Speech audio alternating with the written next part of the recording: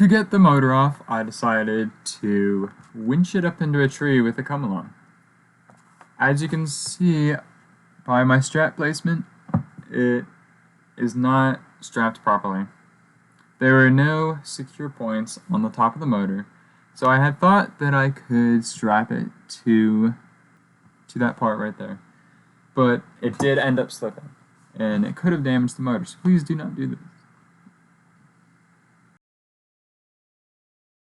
Okay, the goal for today would be to remove the top section of this boat so I can access the transom.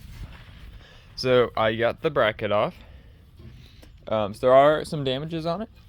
There's a little bit of crack starting to form along here. And there is a crack right here. So neither of those are technically like really needed. However, it'd be nice to have them fixed. Here's the inside.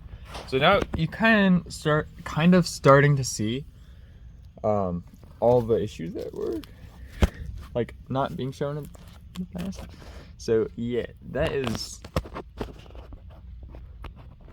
very non-supported. That plywood's basically gone. Okay, so I already started looking at what connects the top, and of course the clearest thing would be the fuel intake or the fuel filling spot. So I did take the hose clamps off, but it does not want to budge currently. This one is the it's the the air leaking, because when you push, I don't know what it's called, but when you put all the gas in it, the air has to escape somehow. Otherwise the hose would just backfill. Won't be very convenient. Okay, so there's a little strap holding this part down. If this plywood was actually good, those bolts right there, I believe, would hold on to it. Let's see, is there anything else? There might be something along here. I do not see any. You can always lift it up slowly. If it's coming, then you can assume that there's nothing holding it. However, if it's stuck, you could probably deduce where it's getting stuck from. So this is a very good lifting point for the front.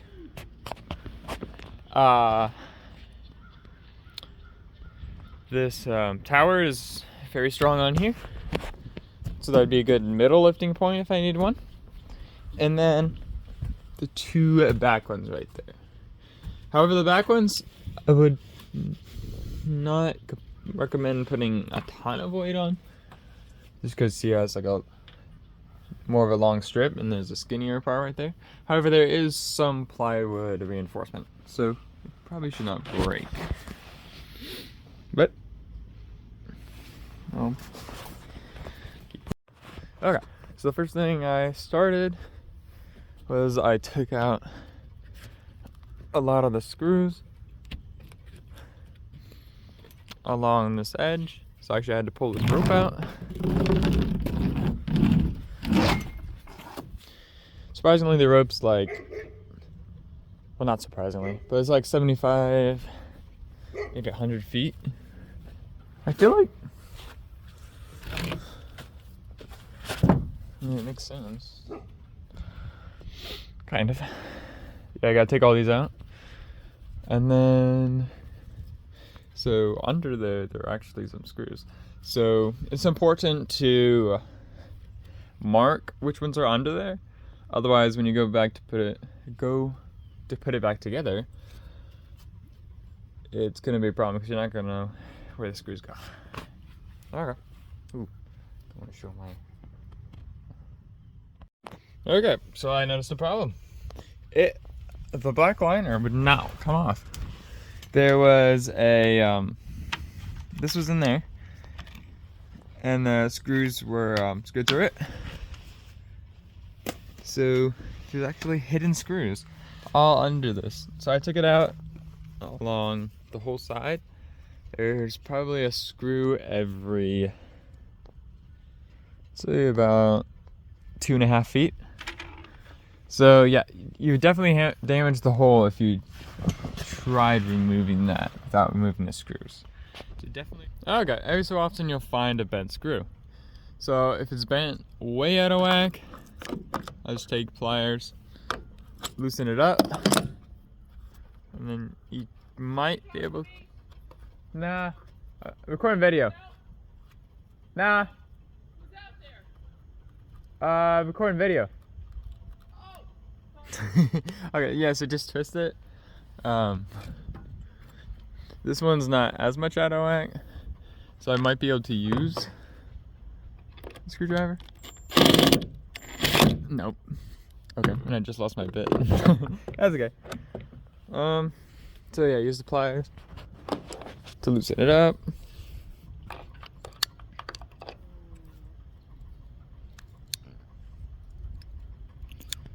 These pliers are kind of broken.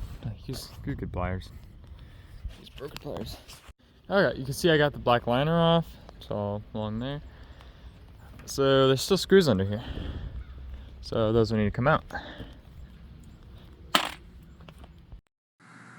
To raise the upper part of the boat, I use straps attached to the front, to the back, and to the middle, and then raised them up like one by one, alternating which ones I raised up. I wish I had like 2 come-alongs. That would have worked way easier. For example, for this video, I am using a come-along that goes around the pulley, then goes to the other section, and then here I had forgotten to take that rope off. This would be like the deck or the cabin area of the boat. The reason I'm taking this off is because then I can access the stringers and the transom to properly redo it. So here I'm like strapping up the front part so it's higher, and you can hopefully get past the high transom in the back. That's just padding so that it doesn't scrape it or damage it in any other way. Okay, that worked very well.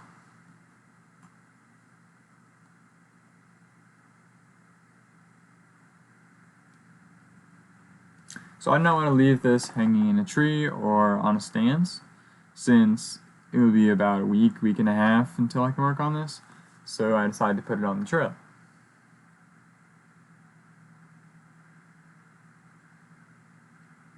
So very slowly letting it down. So this come-along does have a problem with it. It's a little bit bent up, so I do need to get a new one. So it's very hard to work sometimes.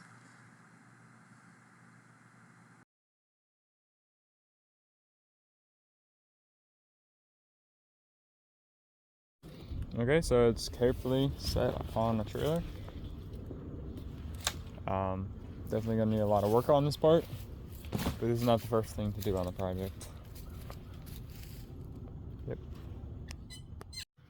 Okay, so this. Okay. Okay. This is the floor section of the Wellcraft, I believe it's Seafarer. I don't know what type. It's a 228 from 1955. So it has the bottom of the cabin. Pretty much everything.